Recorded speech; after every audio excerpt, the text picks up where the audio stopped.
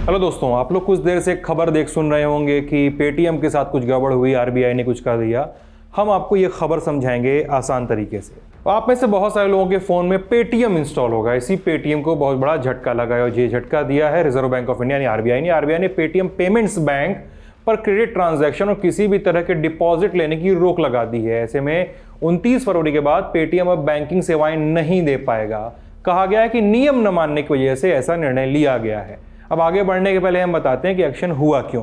11 मार्च 2022 के दिन आरबीआई ने पेटीएम को एक नोटिस इशू किया। कहा कि आप पेमेंट्स बैंक में नए ग्राहक नहीं जोड़ेंगे, आपको आईटी ऑडिट करवाना पड़ेगा अपने सिस्टम से और उसके बाद ही जांच पूरी होने के बाद ही कोई फैसला लिया जाएगा। अब चूंकि पेटीएम पेमेंट बैंक भी है और पेमेंट गेटवे भी है, तो आरबीआई के नियम मानने पड़ेंगे। आरबीआई के कहने के अनुसार पेटीएम की ऑडिट पूरी हुई, ऑडिट रिपोर्ट गई आरबीआई के पास और आरबीआई ने इस ऑडिट रिपोर्ट को जो आज उन्होंने नोटिस इशू किया है उस रिपोर्ट में मेंशन किया।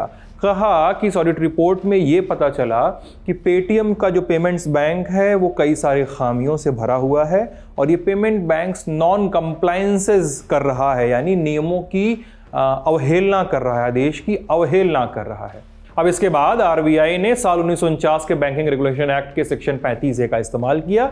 यह सेक्शन कहता है कि आरबीआई बैंकों को निर्देश जारी कर सकता है और कहा कि पेटीएम पेमेंट्स बैंक को ये अगले कुछ आदेश मानने होंगे। पहला आदेश, 29 फरवरी 2024 के बाद पेटीएम पेमेंट्स बैंक किसी भी तरीके की राशि नहीं जमा की जा सकेगी। साथ ही इस बैंक के जरिए प्रीपेड सेवाओं, फास्टैग और दूसरी सेवाओं में पैसा नहीं डाला जा सकेगा।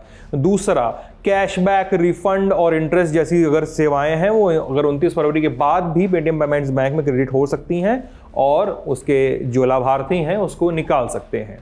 तीसरा सबसे बड़ा चेंज, पेटीएम पेमेंट्स बैंक को यूपीआई करने से भी रोका गया है। 29 फरवरी 2024 के बाद पेमेंट्स बैंक के उपभोक्ता यूपीआई का इस्तेमाल और दूसरी बैंकिंग सेवाओं का इस्तेमाल, आईएमपीएस वगैरह और बैंक ट्रांसफर जैसी सेवाओं का इस्तेमाल नहीं कर सकते हैं।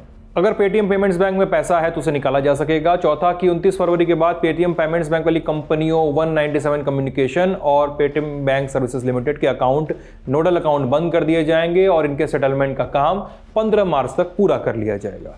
इस खबर के आने के साथ ही सोशल मीडिया पे ये दावे सामने आ गए कि पेटीएम अब काम नहीं करेगा, पूरा पेटीएम। लेकिन हम यहाँ पे साफ करना चाहेंगे कि ये सारे दावे और सारे नियम जो है पेटीएम पेमेंट्स बैंक को लेकर हैं। अगर आपने पेटीएम पेमेंट्स बैंक में पैसा रखा है, उसका इस्तेमाल कर रहे हैं, तो आपको इन नियमों को ध्यान से समझने की जरूरत है और सावधान रहने की जरूरत है।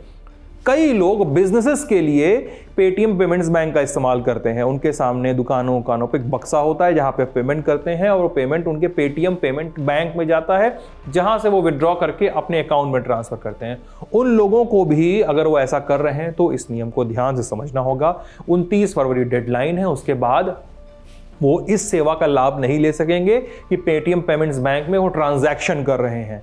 साथ ही अगर आप पेटीएम का इस्तेमाल करते हैं, नॉर्मल पेटीएम ऐप का इस्तेमाल करते हैं किसी को पैसा देने के लिए, अपने खाते से नहीं, अपने खाते को जो किसी दूसरे खाते को अपने लिंक किया हुआ है देने के लिए कर रहे हैं, तो वो अभी तक जारी रहेगा। अभी फिलहाल आपको एकदम परेशान होने की जरूरत नहीं है, क्योंकि ये सारे नियम ही पेटीएम पेमेंट्स बैंक के लिए हैं, पेटीएम पेमेंट गेटवे के लिए नहीं है। अब आपका पैसा है, ध्यान रखिए, खबरें समझते रहिए और बजट को आसान भाषा में समझने के लिए 1 फरवरी को जुड़िए हमारे साथ यानी ललन टॉप के साथ। बजट को एकदम तोड़कर, पीस कर और एकदम छोटी छोटी शब्दावलियों को समझाकर आप तक लेकर आएंगे। मेरा नाम है सिद्धांत, कैमरे के पीछे मेरे साथी आलोक। मस्त रहिए। Thank you.